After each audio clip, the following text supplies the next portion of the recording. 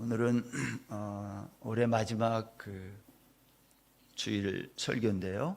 우리 창세기 29장 31절부터 30장에 있는 대부분의 내용이 포함됩니다. 제가 시간 관계상 읽지 않았는데 창세기 30장 24절까지가 오늘 본문이 되겠습니다.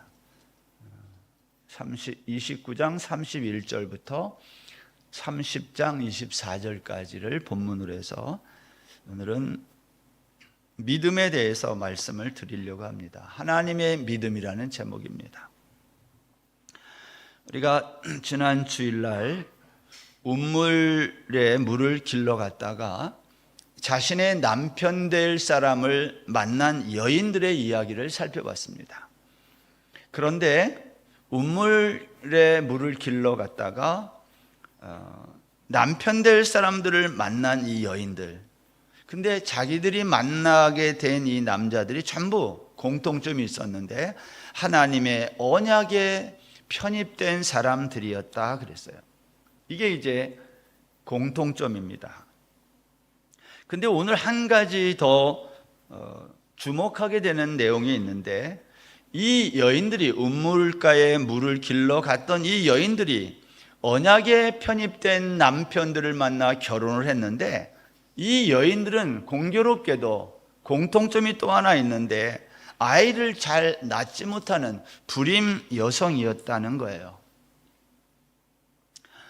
우리가 지난 주일날은 세상의 힘을 상징하는 운물이라는 장소가 주는 의미를 우리가 생각했다면, 오늘은 하나님의 언약에 편입된 남편을 맞이한 이 여인들은 왜 불임의 여인이 되어야 했을까? 이 여인들의 불임과 생산의 의미에 대해서 생각해 보려고 합니다.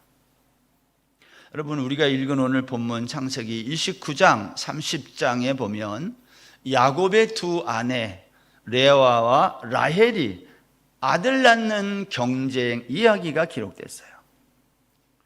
상대를 이기지 아니하면 내가 죽을 수밖에 없는 이 세상의 삶, 우리는 지난 시간 이 세상의 운물가에서 날마다 벌어지는 일을 살펴봤는데 그거와 똑같은 이야기가 오늘 반복되는 거예요.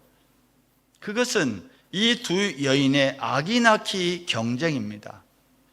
운물가에서 누가 더 많은 운물을 확보할 것인가, 그것 가지고 싸우는 사람들의 이야기나, 오늘 누가 더 아들을 많이 낳아서 그 남편의 사랑을 받고 인정을 받을 것인가, 그것 때문에 싸우는 이 여인들의 이야기는 이 세상을 살아가는 저와 여러분들의 똑같은 얘기예요. 같은 이야기를 다르게 성경이 설명하고 있는 겁니다. 성경에 보면 야곱이요 레아보다 라헬을 더 사랑했다 했습니다. 사람마다 호불호가 있는 거예요. 그러니까 그것이 문제가 될 수 없어요. 왜 라헬을 더 사랑해? 그렇게 할 수는 없어요. 이 이야기의 문제점은 뭐냐면 야곱의 사랑을 더 받고 덜 받는 이 두 여인 사이에 아들을 낳는 경쟁을 했다는 거예요. 왜 이 여인들은 아들을 낳는 경쟁을 했을까 하는 겁니다. 요즘 말로 하면 이 두 여인의 이야기는 이걸 이제 우픈 이야기라고 말할 수 있어요. 웃기면서도 슬픈 이야기. 이게 창세기 29장과 30장에 걸쳐 길게 자세하게 기록이 되어 있어요. 생각해 보면 여인들이 아들을 낳는, 어떻게 보면 아무 의미가 없어 보이는 이 이야기를 왜 성경이 이렇게 자세하게 기록할까 하는 거예요. 12명을 낳든지 22명을 낳든지 뭐가 그렇게 중요할까요? 근데 이 얘기가 중요한 얘기예요. 여러분, 이 두 여인의 아들 낳기 경쟁의 하이라이트는 창세기 30장 14절 이하에 있습니다. 레아가 첫 아들을 낳았는데 그 아들이 루벤인데요, 이 루벤이 어느 날 들에 나갔다가 합한채라고 하는 식물을 얻어요. 그걸 취해서 어머니 레아에게 가져왔는데 이것을 보고 라헬이 자기에게 그 합한 채를 주면 내가 오늘 밤 야곱과 당신이 하룻밤 동침할 수 있도록 하겠다는 제안을 해온 거예요. 합한 채라고 하는 식물이 무엇이기에 라헬은 야곱과 하룻밤 동침할 수 있는 권리를 제한하느냐는 겁니다. 알려진 바로는 이 합한채는 여인들이 먹으면 임신에 도움을 준다는 채소로 당시에 알려진 식물이에요. 오늘 성경 30장 14절입니다. 밀 거둘 때 루벤이 나가서 들에서 합한채를 얻어 그의 어머니 레아에게 드렸더니 라헬이 레아에게 이르되 언니의 아들의 합한채를 청구하노라. 레아가 그에게 이르되 내가 내 남편을 빼앗은 것이 작은 일이냐? 그런데 내가 내 아들의 합한채도 빼앗고자 하느냐? 라헬이 이르되 그러면 언니의 아들의 합한채 대신 오늘 밤에 내 남편이 언니와 동침하리라 하니라. 여러분, 이 이야기를 보면 라헬은 야곱과 동침하고 못하는 고난을 쥐고 있었던 것으로 보입니다. 레아는 라헬의 언니이면서 야곱의 아내였지만 야곱과 동침하기 위해서는 라헬의 허락이 있어야 했다는 거예요. 생각해 보세요. 레아 입장에서 보면 이 얼마나 슬프고 속상한 상황입니까? 여러분, 이러한 상황이 오늘 저와 여러분이 살고 있는 이 세상에서 날마다 경험하는 거예요. 그렇죠? 그래서 우리가 너무나 속이 상해요. 또한 레아와 라헬이 낳은 아들을 낳고 이름을 지었는데 이 이름들을 보면 하나같이 유치하기 짝이 없다는 거예요. 레아는 첫 아들을 낳고 루벤이라고 했어요. 그 뜻이 뭐냐? 보라 아들이라. 이 말은 무슨 말이에요? 자, 봐, 내가 사랑을 덜 받았지만 아들 낳았어. 그런 의미가 있는 거예요. 둘째는 시므온이라고 졌다. 하나님이 나의 소원을 들어주셨다는 거예요. 셋째 아들을 낳고 이름을 레위라고 했어요. 이제는 내가 내 남편과 하나가 되었구나. 연합이라는 뜻이에요. 넷째는 유다라고 그랬어요. 그래서 하나님을 찬송한다는 거 아닙니까? 찬송이라는 뜻이거든요. 다섯째는 이사갈, 여섯째는 스불론. 값이라는 뜻이 있고 거함이라는 뜻이 있어요. 그러니까 레아는 아들을 낳으면서 이름을 전부 무슨 의미로 져요? 라헬과의 경쟁 속에서 그가 이름을 짓고 있다는 거예요. 레아만 그런 게 아니라 라헬도 마찬가지예요. 라헬은 첫 아들을 낳고 이름을 요셉이라고 했는데 더하다는 뜻이에요. 더함. 근데 자신들이 낳은 아들이 모자라자 이 두 여인은 각자의 여종들을 야곱과 동침하게 하여 아들을 더 얻기 시작합니다. 라헬은 여종 비라를 야곱과 동침케 해서 아들을 낳아서 이름을 단이라 그랬다. 억울함을 푸셨다, 그런 뜻이에요. 아들 이름을 이렇게 짓는 사람이 어디 있어요?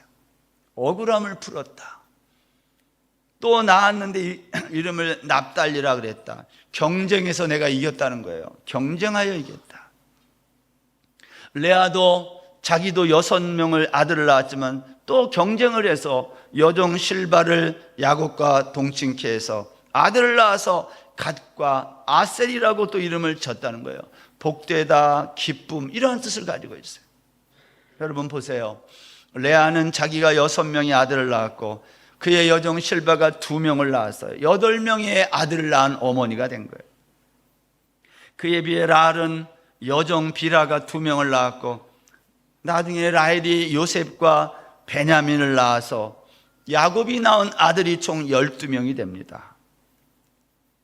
여러분, 성경은 왜 라헬과 레아의 이런 시기와 질투와 이러한 경쟁하는 이야기를 이렇게 기록하고 있을까요? 그리고 이렇게 경쟁적으로 나온 12아들이 결국은 하나님이 세우신 이스라엘 나라의 백성들이 다 되는 거예요.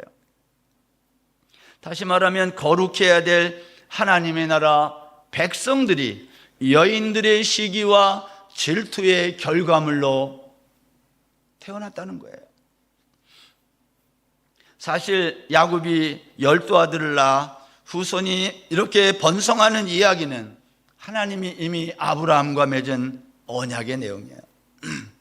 창세기 15장에 가보면요, 그 지역의 패권자였던 그돌라오멜의 연합군에게 조카 롯이 잡혀갔을 때 롯을 구출한 아브라함은 그때부터 두려워하기 시작했어요. 왜냐하면 그 연합군들의 보복을 두려워한 거예요. 그때 두려워하는 아브라함에게 하나님이 나타나 말씀하셨어요. 아브라함아, 두려워하지 말아라. 내 자손이 하늘의 무별같이 많아질 것이고 내 자손은 이방에서 객이 되어 400년 동안 그들을 섬기다가 이 땅으로 돌아오게 된다고 말씀했어요.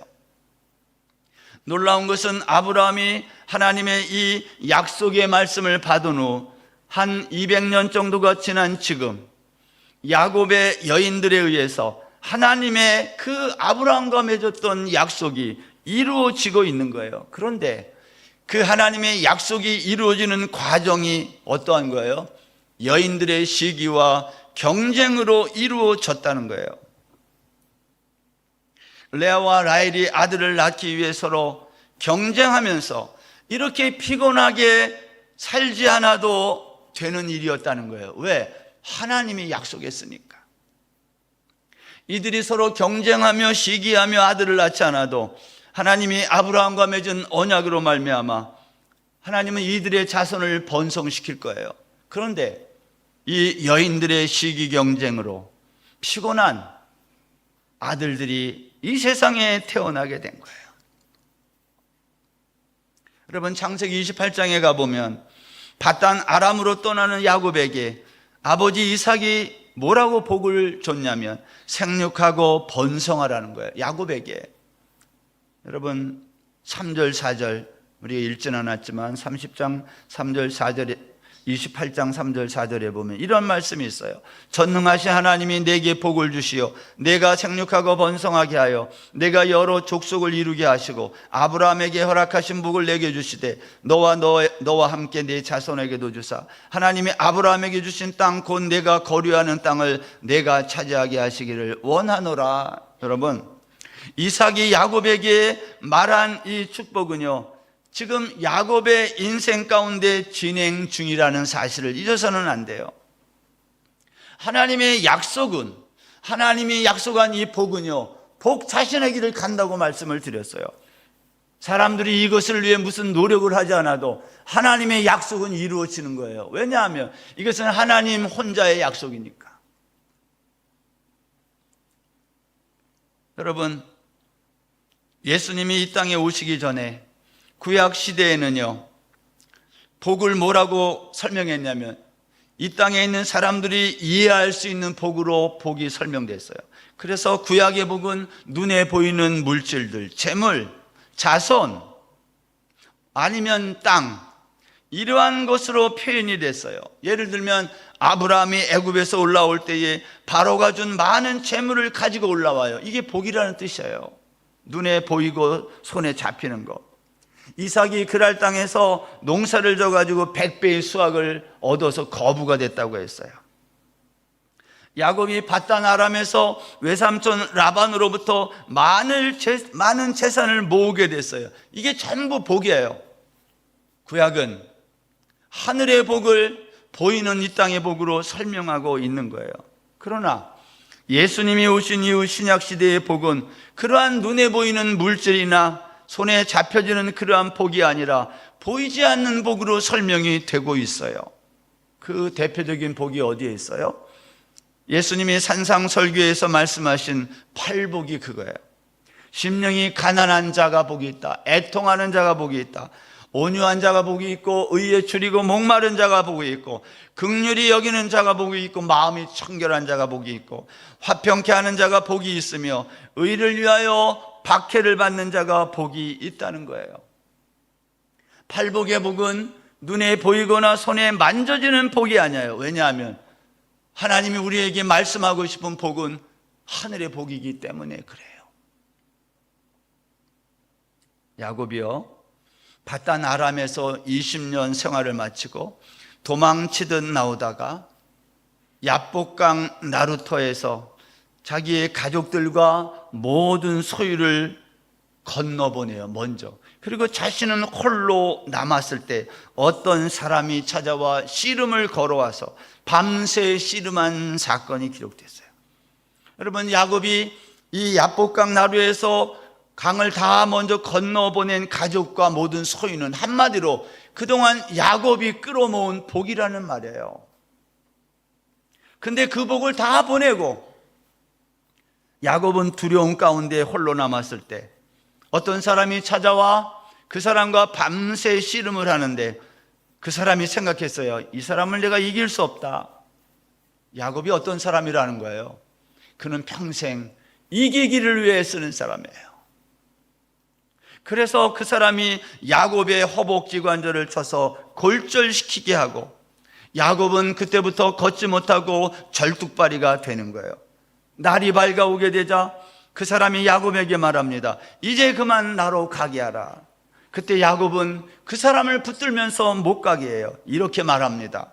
창세기 32장 26절. 그가 이르되 날이 세려하니 나로 가게 하라.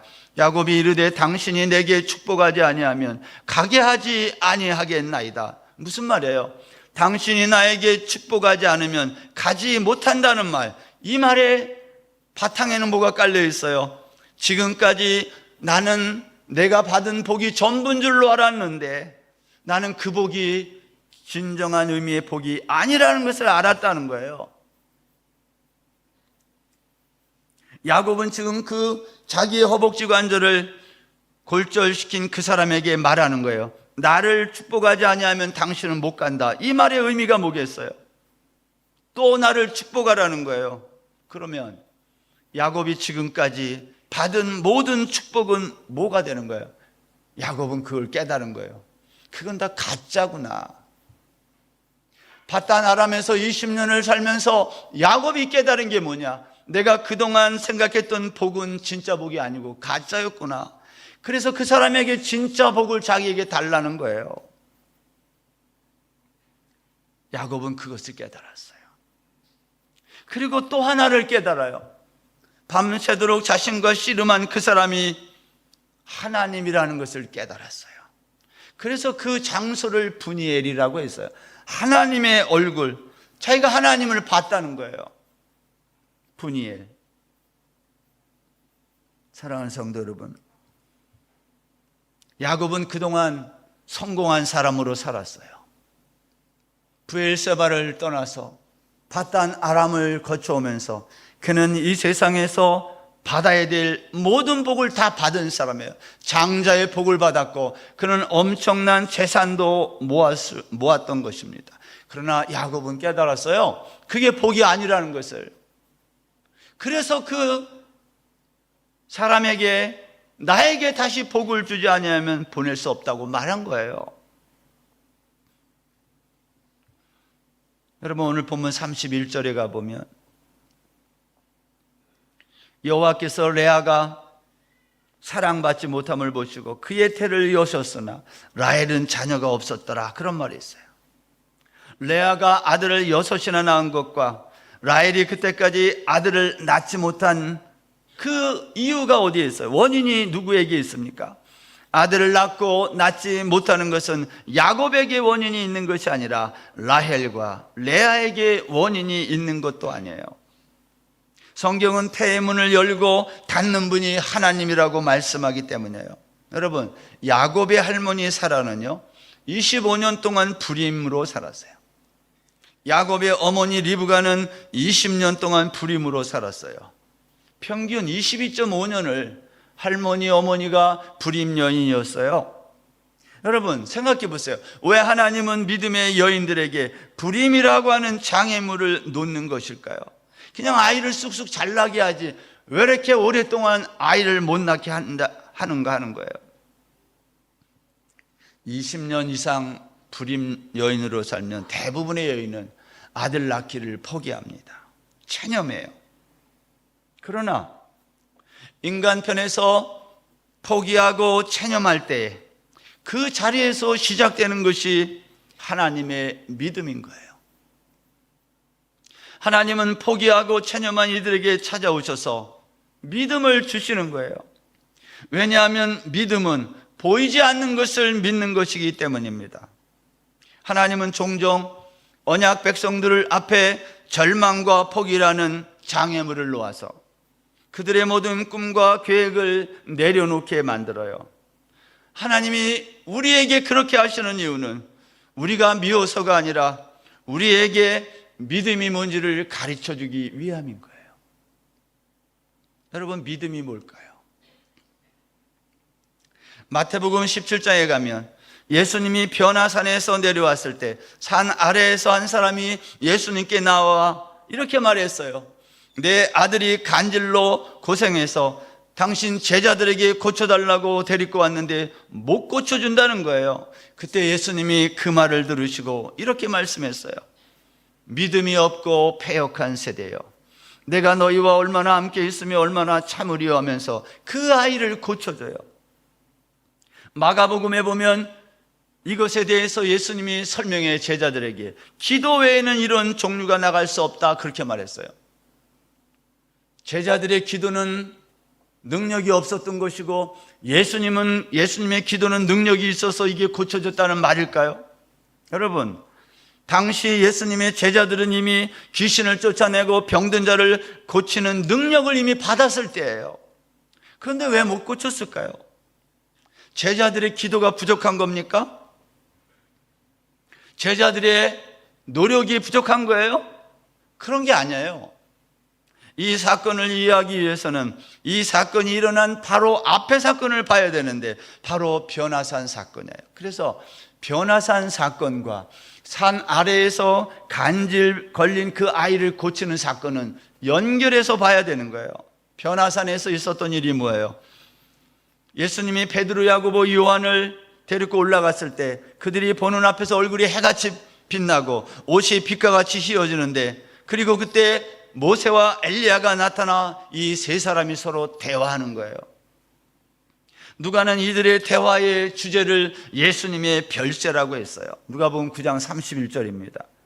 영광 중에 나타나서 장차 예수께서 예루살렘에서 별세하실 것을 말할세. 왜 변화산에서 모세와 엘리야는 예수님의 별세라는 이 주제에 대해서 대화를 나눴을까 하는 거예요. 여기 별세라는 말은 원문에 보면 엑소도스예요. 출애굽. 모세와 엘리야는 예수님과 함께 변화산 높은 곳에서 예수님의 별세, 출애굽 사건을 말했다는 거예요. 여러분, 이게 무슨 말일까요? 출애굽이 뭐예요? 출애굽이라고 하는 것은 애굽 고센 땅에서 노예 생활하던 이스라엘 백성들은 유월절 어린 양의 피 흘리는 희생으로 애굽에서 죽지 않고 다 살아서 홍해를 건너 광야로 나왔어요. 그러나 그들은 광야에서 다 죽었어요. 불순종해서 다 죽었어요. 여호수아와 갈렙만 살아남고 가나안에 들어갑니다. 다시 말하면 하나님의 이 구속사 계획은 이스라엘 백성들이 애굽 땅에서 홍해를 건너 광야에 나왔지만 그들은 거기에서 다 불순종하여 죽고 실패했다는 뜻이에요. 광야에서 다 죽을 것 같으면 애굽 땅에서 다 죽는 거랑 뭐가 달라요? 똑같은 거지. 근데 왜 그들은 출애굽 해가지고 광야에 나와서 다 죽어야 했을까요? 이스라엘 장자들의 출애굽은 실패했다는 것을 말하는 거예요. 정말 그런 걸까요? 여러분, 이스라엘 장자들의 출애굽이 실패했다면 그럼 하나님의 계획이 실패한 겁니까? 그렇지 않다는 얘기가 변화산 얘기예요. 여러분, 누가는 변화산에서 모세와 엘리야가 예수님의 출애굽 사건을 말했다는 거예요. 생각해 보세요. 이스라엘 백성들은 출애굽한 다음에 홍해를 건너서 그리고 시내산에 올라가서 율법을 받았어요. 그런데 그 시내산을 떠난 이후에 불순종하다가 광야에서 다 죽었어요. 그러면 하나님의 계획은 다 실패한 겁니다. 그렇습니까? 성경은 그렇지 않다는 거예요. 어떻게 해서 이것이 실패한 것이 아닌 것이 될까요? 하나님은 이스라엘 장자들이 실패한 출애굽 사건을 당신의 독생자 예수 그리스도를 통해 지금 이루시겠다고 말씀하는 거예요. 그것이 변화산 사건이에요.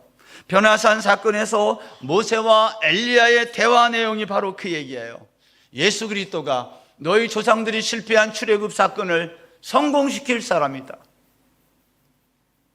그러면 예수님은 어떻게 출애굽했을까요? 우리가 지난 성탄 주일 때 제가 말씀을 드렸지만 성탄 설교에서 마태복음 2장에 가면 예수님은 태어나자마자 애굽으로 피신했다 그랬어요. 이것은 호세아 선지자가 말한 애굽으로부터 내 아들을 불렀다 함을 이루기 위함이라고 마태가 증언했어요. 호세아서 11장 1절의 말씀을 인용하면서 이스라엘 백성들이 출애굽한 것처럼 예수님도 출애굽한다는 거예요. 그리고 이스라엘 백성들이 시내산에 오른 것처럼 예수님도 높은 산 변화산에 오르신 것이에요. 이스라엘 백성들이 시내산에서 율법을 받은 것처럼 변화산에서 제자들은 예수님이 이렇게 말했어요. 하나님이 음성을 들려서 너희는 그의 말을 들으라. 하나님의 음성을 들었어요. 시내산에서 율법을 들었고 변화산에서는 너희는 그의 말을 들으라. 예수의 말을 들으라는 거예요.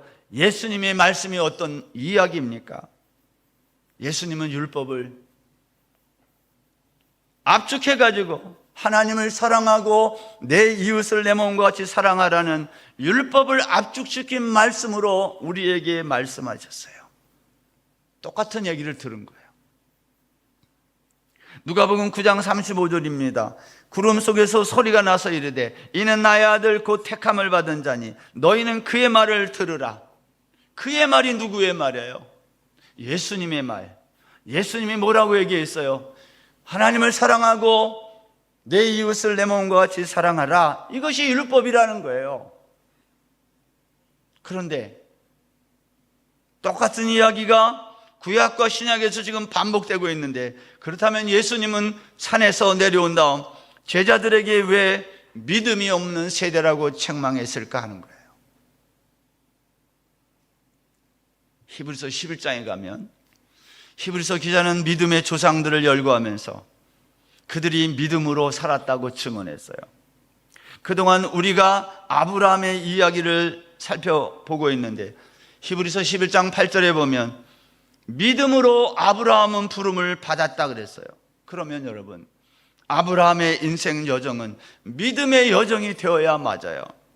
그러나 우리가 살펴온 것처럼 아브라함의 여정은 믿음의 여정이 아니라 그는 기근이 오자 애굽으로 도망쳤고 거기 가서 자기가 살자고 아내를 누이라고 거짓말한 사람이에요. 믿음으로 사는 사람이 이렇게 살면 돼요. 20절에 보면 믿음으로 이삭은 장차 있을 일에 대하여 야곱과 에서에게 축복했다고 그랬어요.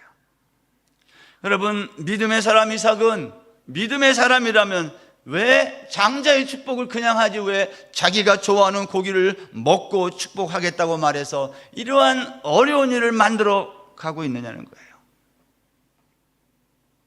야곱은 어떻습니까? 야곱은 믿음의 사람이라는 단어가 어울리지 않는 사람이에요.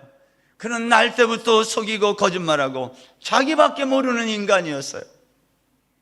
그렇다면 여러분, 히브리서 11장은 거기에서 말하는 믿음이란 도대체 누구의 믿음일까 하는 거예요.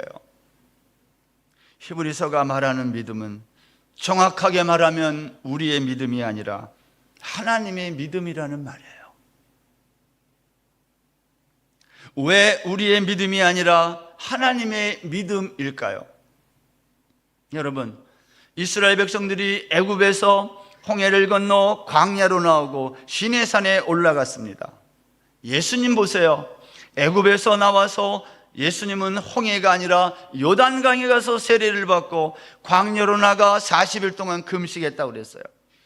이스라엘 백성들은 광야에서 만나를 먹었지만 예수님은 벳세다 광야에서 오병이어의 기적을 베풀었어요. 이스라엘 백성들은 시내산에 올라가서 율법을 받았어요. 근데 시내산 아래에서는 어떤 일이 벌어졌나요? 그들은 금송아지를 만들어 우상 숭배하는 불신앙의 사건이 벌어진 거예요. 여러분, 이스라엘 백성들이 광야에서 했던 이 똑같은 불신앙의 모습이 예수님이 변화산에서 내려왔을 때 제자들의 모습이었다는 거예요. 산 아래의 제자들은 간질로 고생하는 이 사람을 고치려고 얼마나 애를 썼을까요? 그들은 기도도 하고 모든 노력을 다했을 거예요. 왜냐? 과거에도 귀신을 쫓아내고 병든 사람을 고쳐낸 경험이 있는 제자들이기 때문입니다. 아마 제자들 중에 어떤 제자는 그렇게 말했을지 몰라요. 야, 저리를 가라. 내가 한번 고쳐볼게. 너희들 내가 지난번에 병든 사람 고친 거 봤지? 내가 한번 해볼게 하고 나서서 고쳐보려고 했을 거예요. 근데 못 고쳤어요. 불신앙이 무엇인가요? 불신앙은 내가 해보겠다고 하는 것을 불신앙이라고 그래요. 시내산 아래에서 이스라엘 백성들이 금송아지를 만들어 이 신이 우리를 인도한 신이다라고 말한 것처럼 오늘날 우리는 마치 우리가 무슨 일을 이뤄놓은 것처럼 나를 믿으라고 말하고 자기가 해보겠다고 나설 때가 많다 이 말이에요. 그것을 성경은 불신앙이라고 그래요. 불신앙은 나의 믿음으로 뭔가를 해보겠다는 거예요. 근데 성경은 우리에게 이렇게 말해요. 시편 103편 14절. 이는 그가 우리의 체질을 아시며 우리가 단지 먼지뿐임을 기억하심이로다. 하나님은 우리의 체질을 아시는 분이세요. 우리는 먼지와 같은 존재이기 때문에 우리가 할 수 있는 일은 아무것도 없다는 것을 아신다는 거예요. 근데 우리는 내가 마치 그 일을 할 수 있는 것처럼 생각하고 나서서 내가 뭔가를 이루어 보겠다고 한다는 거예요. 그걸 불신앙이라고 그래요. 따라서 믿음이란 뭐냐? 나는 아무것도 아닙니다.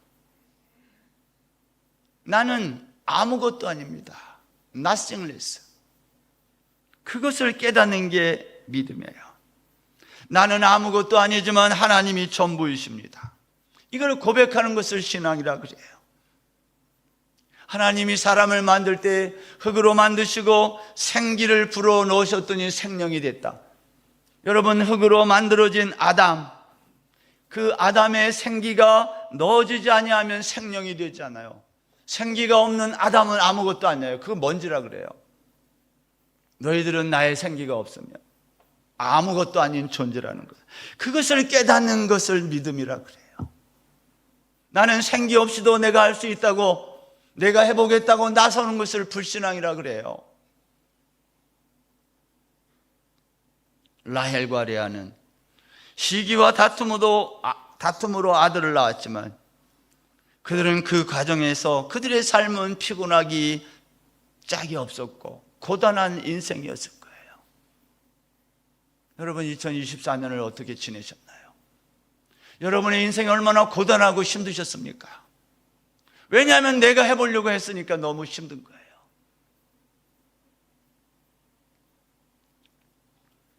야곱의 12 아들은 아브라함과 맺은 하나님의 약속의 성취로 그것은 진행되고 있는 거예요.